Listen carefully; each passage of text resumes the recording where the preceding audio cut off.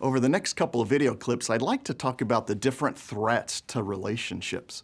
Think about all the things that work against us in our relationships. You have internal things, right? Our heart.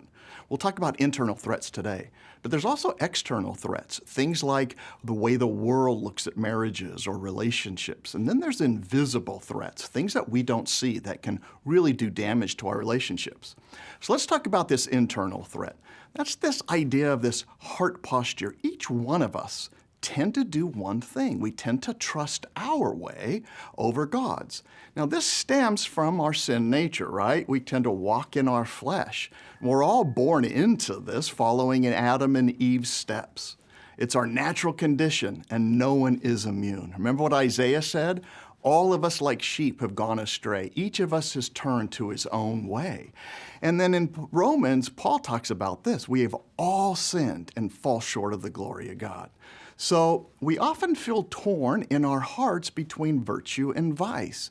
Most of us lean towards this idea of we have good desires, but we also know that nothing good dwells within us.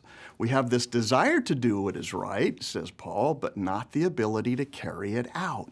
For I don't do the good I want, said Romans 7:18. But the evil I don't want is what I keep doing. And our sin also leads to selfishness. We tend to think of ourselves first and foremost, and we have blind spots. We are easily deceived into believing our thoughts and judgments and choices are usually right.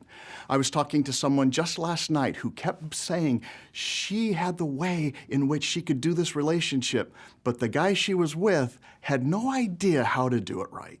And I think she fell into this pattern of seeing the faults in others, and especially our spouses or those that are close to us, but not in ourselves. And she just never saw this. So why do we see the speck in our brother's eye but don't pick out or notice the log that is in our eye? Do you remember that passage? That's pretty cool because it talks about being hypocritical. And that's in Matthew 7:3-5. We also seek out ways to fix this emptiness that's created by sin.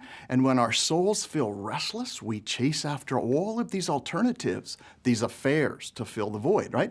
Maybe it's your school or career ambitions, all the things on social media, activities or pursuits. We tend to seek out things like even pornographic or fantasy material, and other people can sometimes come in there and replace that which is threatening us. So remember, we have a tendency to see things only from our point of view, and in the end, this can sabotage our relationships.